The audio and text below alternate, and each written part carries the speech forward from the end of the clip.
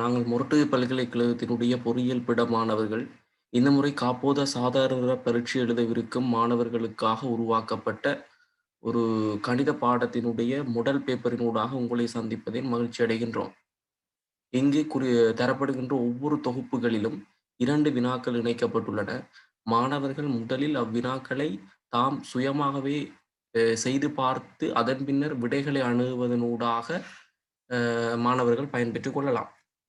அந்த வகையில நாங்க இப்ப 1வது கேள்விக்குள்ள போவோம். சுற்றுலா பயணிகளுக்கு போக்குவரத்து வசதியை வழங்கும் நிறுவனம் வெவ்வேறு எண்ணிக்கையிலான ஆசனங்களைக் கொண்ட 2 பேருந்துகளை கொண்டுள்ளது. 1வது பேருந்து 2 தடவையும், 2வது பேருந்து 1 தடவையும் பயணித்தால் 110 பயணிகளை ஏற்றிச் செல்லலாம். 1வது பேருந்து 4 தடவையும், 2வது பேருந்து 3 தடவையும் பயணித்தால் 260 பயணிகளை ஏற்றிச் செல்லலாம். எல்லா பயணிகளுக்கும் ஒருவருக்கு ஒரு ஆசனம் வீதமே அமர்த்தப்பட்டுள்ளது. அதாவது ஒரு ஆசனத்துல ஒரு பயணி மாத்திரம் தான் அமர்ந்திருக்கிறார். இப்ப இந்த கேள்வியிலிருந்து நாங்க ஒன்றை விலகிக் கொள்ளலாம். இதிலிருந்து எங்களுக்கு 2 சமன்பாடுகளை உருவாக்கிக் கொள்ளலாம் என்று. அதிலிருந்து பாருங்க, அவன் 1வது ஏ பார்ட் கேட்கிறான். எக்ஸ், ஒய்யில் ஒரு சமன்பாட்டு ஜோடிகளை உருவாக்கு. அதாவது 2 சமன்பாடுகளை உருவாக்க சொல்றான். அடுத்தது பி பார்ட் பார்த்தீங்கன்னா, ஒவ்வொரு பேருந்திலும் ஒரு தடவையில் கொண்டு செல்லக்கூடிய சுற்றுலா பயணிகளின் எண்ணிக்கையை காண்க. அதாவது சமன்பாட்டை தீர்த்து எக்ஸ், ஒய் என்பவற்றை காணச் சொல்றான். 3வது கேள்விக்கு வாங்க. 1வது பஸ் சுற்றுலா பயணிகளிடம் இருந்து ரூபாய் 4,500 மற்றும் 2வது பஸ் சுற்றுலா பயணிகளிடம் இருந்து ரூபாய் 5,000 அறவிட்டால் 110 பயணிகளிடமிருந்து அறவிடப்படுகின்ற மொத்த பணம் எவ்வளவு என்று கேட்கிறான். அப்ப இந்த வகையில நாங்க இந்த கேள்வியின் ஆன்சர் எப்படி செய்கிறன்றதை பார்ப்போம். ஒரு குறிப்பிட்ட பஸ்ல இருக்கைகள் எண்ணிக்கை எக்ஸ் ஆகவும், மற்றைய பஸ் அதாவது 2 பஸ் தந்திருக்காங்க. நாங்கள் ஒரு பஸ்ல இருக்கிற இருக்கைகள் எண்ணிக்கை எக்ஸ் என்றும், மற்றைய பஸ்ல இருக்கிற இருக்கைகள் எண்ணிக்கையை நாங்க y என்றும் எடுத்துக்கொள்வோம். அதிலிருந்து 1வது சமன்பாடு, அதாவது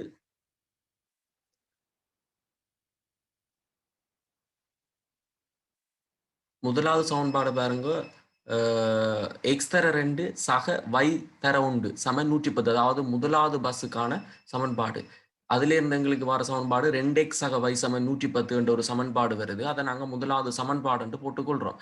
2வது பார்த்தீங்கன்னு சொன்னால், அதாவது 4x அதாவது 4 தடவையும் 2வது பேருந்து 3 தடவையும் பயணித்தால் என்று சொல்லியிருக்கு. ஆகவே 4 தர x சக 3 தர y சமன் 260. அதிலிருந்து 4x சக 3y சமன் 260 என்கின்ற 2வது சமன்பாட்டையும் எடுத்துக்கொள்வோம். அதிலிருந்து பி பார்ட் கேட்டவங்க எங்களுக்கு ஒவ்வொரு பேருந்திலும் ஒரு சுற்றில் செல்லக்கூடிய சுற்றுலா பயணிகளின் எண்ணிக்கையை கண்டறிவோம் என்று. இப்ப நாங்க 1வது 2வது சமன்பாட்டை ஒருங்கம சமன்பாடுகளை தீர்க்கிற என்ற வழிமுறைக்கு அமைவா தீர்த்து எக்ஸ், ஒய்யை கண்டுபிடிக்கணும். 1வதுல பார்த்தீங்கன்னா, இங்க 2x இருக்குது, இங்கால 4x இருக்குது. இங்க y இருக்குது, இங்கால 3y இருக்குது. அப்ப இதிலிருந்து நாங்க ஏதாவது ஒன்று x அல்லது y-ய இல்லாமை செய்வதனூடாக ஏதாவது ஒரு கணியத்தை கண்டுபிடிக்கலாம். இப்ப நான் என்ன செய்ய போறேன்டா, 1வது சமன்பாட்டை 3ஆல பெருக்கி அங்க 3y என்றதை கொண்டு வர போறேன். அப்ப 1வது சமன்பாட்டை 3ஆல பெருக்குவதன் மூலம் எங்களுக்கு வரப்போறது 2x சக y தர 3. அதுல இருந்து 2வது சமன்பாட்டை கழிக்கிறேன். ஏன் கழிக்கிறேன் என்று சொன்னால், 2லயும் 3y இருக்குது. ஆகவே கழிப்பதனூடாக y இல்லாம செய்யப்படும். அதிலிருந்து நாங்க x எடுத்துக்கொள்ளலாம்.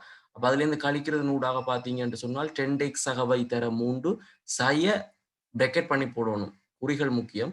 4x சக 3y சமன் 110 தர 3 சய 260.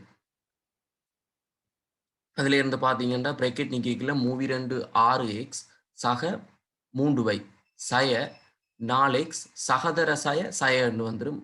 பிறகு 3y சமன் 330 110 தர 3 330 சய 260.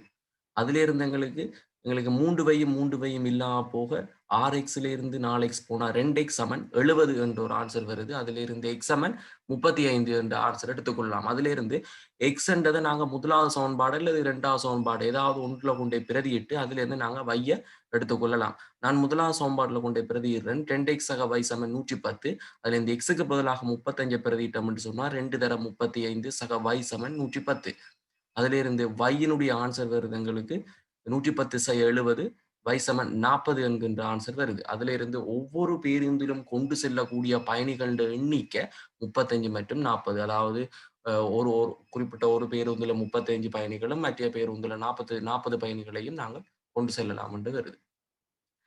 அடுத்த சி பாட்டுக்கு வாங்க. முதலாவது பஸ் சுற்றுலா பயணிகளிடமிருந்து ரூபாய் 4,500 காசு அறவிடுது. அதே நேரத்தில 2வது பஸ் சுற்றுலா பயணிகளிடமிருந்து ரூபாய் 5,000 விட்டால் 110 பயணிகளிடமிருந்து அறவிடப்படுகின்ற மொத்த பணம் என்னன்னு கேட்கிறாங்க. முதலாவது சந்தர்ப்பத்தில இது 110 பயணிகளை கொண்டு செல்லுது. முதலாவது சந்தர்ப்பத்தில முதலாவது பஸ் 2 சுற்றுக்களையும், 2வது சந்தர்ப்பத்தில பஸ் 1 சுற்றுக்களையும் உள்ளடக்கியது. ஆகவே வசூலிக்கப்பட்ட மொத்த தொகை என்னவாக இருக்குமெண்டா, முதலாவது பஸ் 2 சுற்றுகள் என்றபடியால 4,500 தர 2. அதே நேரத்தில 2வது பஸ் 1 சுற்று என்றபடியால 5,000 தர உண்டு. ஆகவே அதிலிருந்து 9,000 சக 5,000 ரூ. 13,000 காசு எங்களுக்கு மொத்தமாக அந்த பகுதியிலே நாங்க 2வது கேள்விக்கு வருவோம். அதாவது காரணிப்படுத்துதல். காரணிப்படுத்துகின்ற ஒரு கேள்வி ஒன்று தாரான் என்னென்று சொன்னால், எக்ஸ் வர்க்கம் y சய xy வர்க்கம் சய x வர்க்கம் சக xy என்ற ஒரு கேள்வி தாரான்.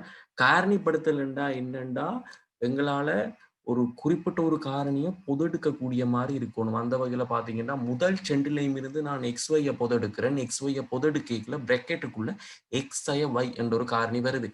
அடுத்த கட்டம் எங்களுக்கு அங்காள சைட்லயும் எக்ஸையவை வரணும் என்றபடியால அடுத்த 2லயும் இருந்து நான் சய எக்ஸ பொது எடுக்கிறேன். சய எக்ஸ பொது எடுக்கைக்குள்ள அங்காளங்களுக்கு பிரேக்கெட்டுக்குள்ள எக்ஸையவை என்ற ஒரு காரணி வருது. இதுல இருந்து நாங்க 2லயும் இருந்து எக்ஸையவைய பொது எடுக்கிறேன். எக்ஸையவைய பொது எடுக்கைக்குள்ள 2 காரணிகள் உருவாக்கப்படுகின்றது. எக்ஸையவை இன்டு xy சய எக்ஸ். காரணிப்படுத்தல் என்றது எவ்வளவு சுருக்க முடியுமோ அந்த அவலத்துக்கு சுருக்கி கொண்டு போகணும். அந்த வகையில பார்த்தீங்கன்னா, அடுத்த கட்டம் 2வது பிராக்கெட்ல இருந்து நான் ஒரு எக்ஸையும் பொதெடுக்கலாம். 2வது பிராக்கெட்ல இருந்து ஒரு எக்ஸையும் பொதெடுத்தா 3 காரணிகள் உருவாக்கப்படுது. எக்ஸையவை இன்டு எக்ஸ் இன்டு y சய 1 என்ற 3 காரணிகள் உருவாக்கப்படுகிறது. சரி 3வது கேள்விக்கு வருவோம். சுட்டி வடிவில் தருக என்று சொல்லியிருக்காங்க. அதாவது அடி 8ஆக 4,096க்கு மடக்க காணும்போது வார ஆன்சர் 4. இதை நாங்க சுட்டி வடிவில் கொடுக்கணும்னு சொன்னா இது மிகவும் இலகுவான ஒரு கேள்வி. 8னுடைய 4ஆம் அடுக்கு 4,096 என்கின்ற ஒரு வகையில இதை கொடுக்கலாம். அடுத்த கட்டம் வருவோம். வினா 4. இதிலேயும் 3 பகுதிகள் இணைக்கப்பட்டுள்ளது. பாருங்க முதலாவது பகுதி என்னன்னு சொன்னா, அதாவது முதலாவது பகுதிக்கும் 2வது பகுதிக்கும் ஒரு தொடர்பு உள்ளது. அப்ப அது நாங்க கேள்வி செஞ்சு கொண்டு போய்க்கல பார்ப்போம். முதலாவது பகுதியை பார்த்தீங்கன்னா, தரப்பட்ட முக்கோணியின் பரப்பளவு 3 மீட்டர் வர்க்கம் ஆகும். நீளம் x உயரம் y என்பன முறையே எனக் கொண்டு முக்கோணியினுடைய பரப்பளவுக்கான ஒரு கோவையை தர சொல்லியிருக்காங்க. பாருங்க படத்துல அங்க நீள உயரங்கள் குறிக்கப்பட்டுள்ளது. முக்கோணியினுடைய பரப்பளவுக்கான சமன்பாடு எங்களுக்கு தெரிஞ்சிருந்தா அந்த கோவை எழுதலாம். அதாவது சமன்பாடு என்ன, முக்கோணியின் பரப்பளவுக்கான சமன்பாடு அரைதர அடிதர செங்குத்துயரம். அந்த சமன்பாட்டை போடைக்குள்ள செங்குத்துயரமாக அங்க வையே கருதப்படும். ஏனென்றா அந்த செங்குத்துயரம் y என்றதுல தெரியுது. ஆகவே y எடுத்தோம் என்று சொன்னால் அரைதர அடிதர செங்குத்துயரத்தை நாங்கள் 3 மீட்டர் வர்க்கம் என்று பரப்பளவு தந்திருக்கான். அந்த சமப்படுத்திக்குள்ள ஒரு கோவை ஒன்று வரும். அந்த கோவையை தான் கேட்கிறான். 2வது கேள்வி பாருங்க. 2வது கேள்வி என்னன்னு சொன்னால், நீர்த்தாங்கி ஒன்றினுடைய அடியினுடைய கட்டமைப்பு. அதாவது நீர்த்தாங்கி ஒன்றினுடைய அடியின் கட்டமைப்பு மாத்திரம்தான் தந்திருக்கு. ஆகவே இது ஒரு தாங்கி. இது கனவளவு சார்பான ஒரு கேள்வியாக இருக்கும். அங்கே பார்த்தீங்கன்னா தாங்கியினுடைய கனவளவு 18 சென்டிமீட்டர் கனமாகும். தாங்கியினுடைய உயரம் தாரான் எக்ஸியவை. இங்க உயரம் படத்துல குறிப்பிடப்படையில என்றபடியால அந்த உயரம் அதுல தந்திருக்குது எக்ஸியவை. அதாவது கனவளவு சார்பான கேள்வி. அங்கால பாருங்க, அப்போது எக்ஸ் பெரிது y எனின் தாங்கியின் கனவளவுக்கான ஒரு கோவையை உருவாக்கி அதனை தீர்ப்பதன் மூலம் xy என்பவற்றை காண்க என்று கேட்கிறான்.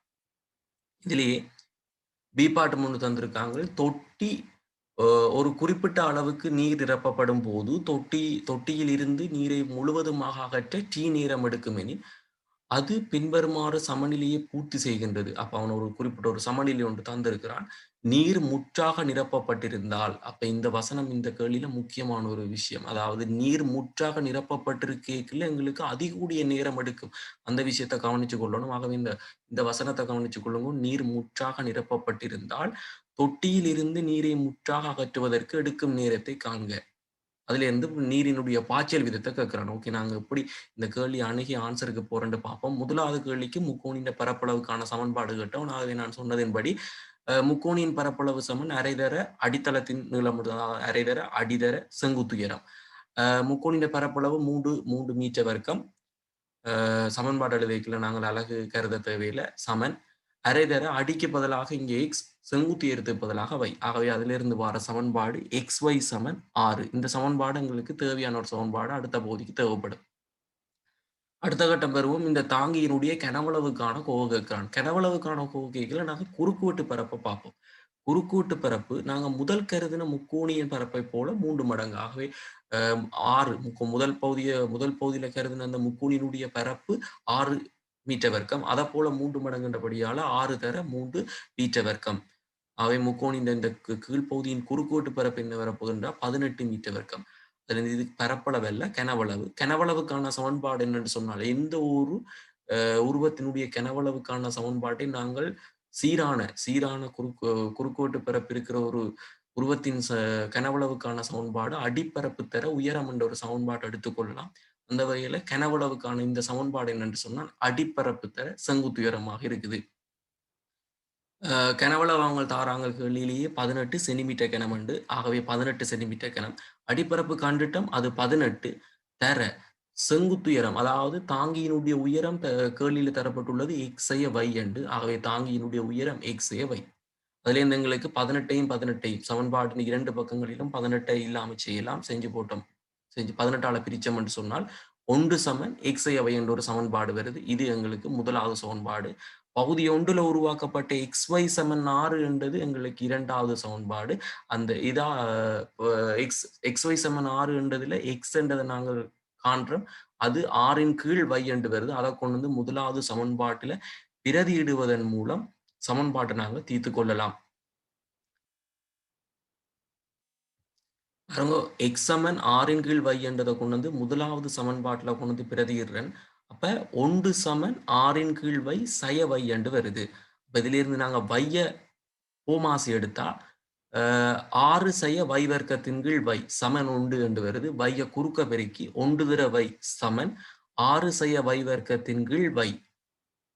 ஆகவே y சமன் 6 சய y வர்க்கம். அதிலிருந்து ஒரு இருபடி சமன்பாடு உருவாக்கப்படுது. y வர்க்கம் சக y சய 6 சமன் 0. அடுத்த கட்டம் பார்த்தீங்கன்னா, அந்த இருபடி சமன்பாட்டை நாங்கள் எப்படி தீர்க்கிறதுன்னு பார்ப்போம். காரணியாக்க முடியும் என்று சொன்னால் அந்த இருபடி சமன்பாட்டை காரணியாக்கத்தின் மூலம் தீர்த்துக் கொள்ளலாம்.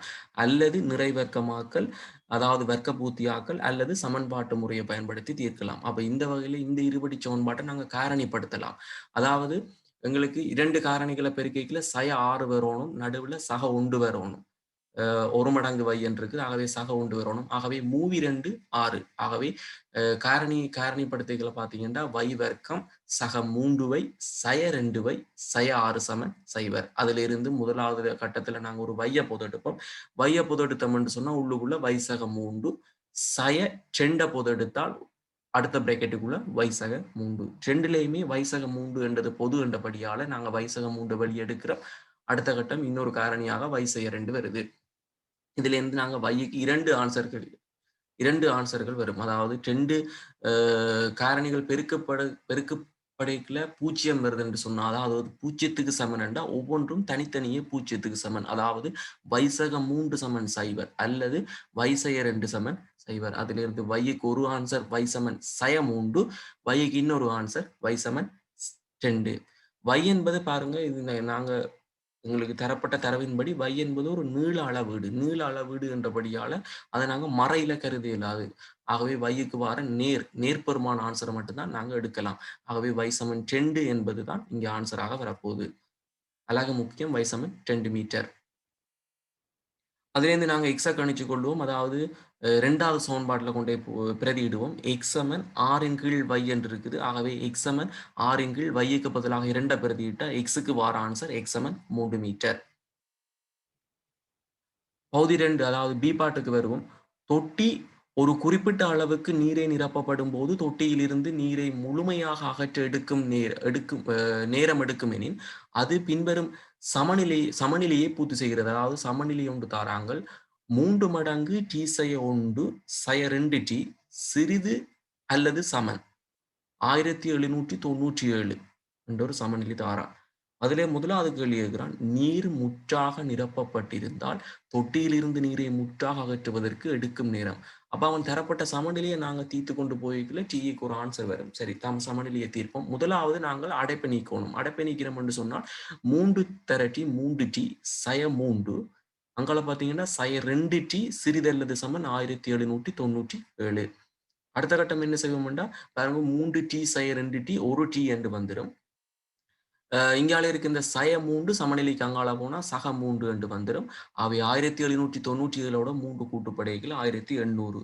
அவை T சிறிது அல்லது சமன் 1800. இதுல முக்கியமா கவனிக்க வேண்டியது தொட்டி அதன் அதிகபட்ச கொள்ளளவு இருப்பதால், அதாவது நீர் முற்றாக நிரப்பப்பட்டிருக்கு என்று கேள்வியில சொல்லியிருக்கிறான்.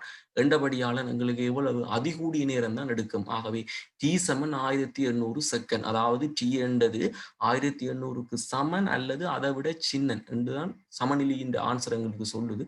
ஆகவே Tக்கு வரக்கூடிய அதிகூடிய பெருமானம் என்னென்றா 1800 செகண்டாக இருக்கும். 2வது பகுதிக்கு வரும். எனவே குழாயிலிருந்து நீர் பாய்கின்ற வீதத்தை கேட்கிறான். அதாவது மீட்டர் கனம் பெர் செகண்ட் இல் காண்க. எங்களுக்கு கனவளவு பாயிற வீதம், அதாவது கனவளவு பாய்ச்சல் வீதம் சமன் கனவளவுங்கள் நேரம் என்ற ஒரு சமன்பாடு இருக்குது. கனவளவு எங்களுக்கு முதலே கேள்வியில் தரப்பட்டிருக்குது 18 மீட்டர் கனம் என்று.